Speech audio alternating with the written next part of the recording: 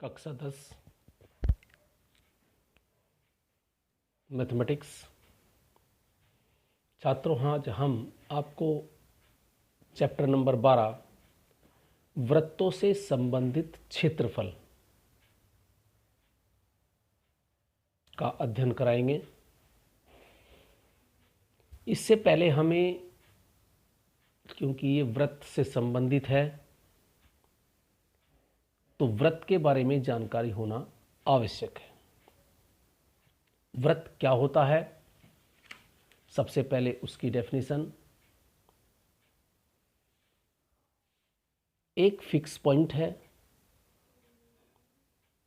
एक तल लिया हमने, क्योंकि ये एक दो दिशीय आकृति है। सर्कल एक दो दिशीय आकृति है। तो पहले हम चैप्टर का नाम लिख लेते हैं, और ये हमारी वीडियो नंबर 1 है चैप्टर 12 की। तो ये है हमारे पास वृत्तों से संबंधित क्षेत्रफल, एरियाज रिलेटेड टू सर्कल।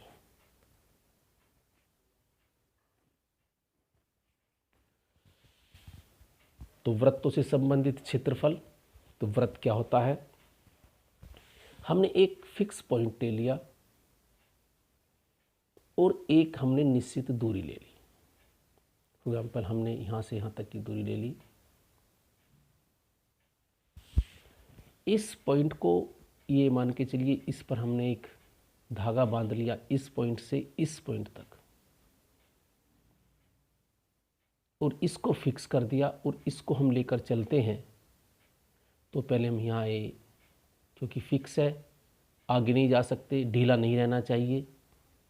फिर यहाँ गए, फिर यहाँ गए। तो अगर ये पॉइंट इकट्ठे करते चले जाएं, अर्थात ये जो, अगर हम यहाँ कहीं इसके जो फुटप्रिंट बने, इस पॉइंट के जो फुटपाथ बिंदु बने, ये यहाँ पहुँचा, फिर यहाँ इसने निशान लगाया, फिर यहाँ लगाया, तो ये जो पाथ होगा एक सर्कल होगा, इसे हम सर्कल कहते हैं। तो मैं एक सर्कल वैसे बना देता हूँ, देखो।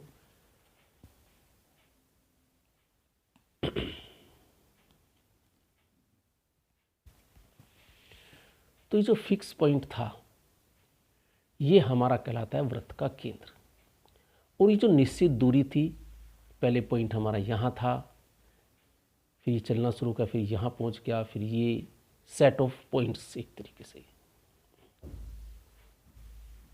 इन बिंदुओं का यदि संग्रह कर दे, यदि हमने मिलाते हुए एक लाइन खींच दी, तो एक हमें आकृति प्राप्त होती है दो दिशा, इसे हम वृत्त कहते हैं। तो ये फिक्स बिंदु सेंटर कहलाता है वृत्त का, और ये हमारा केंद्र कहलाता है।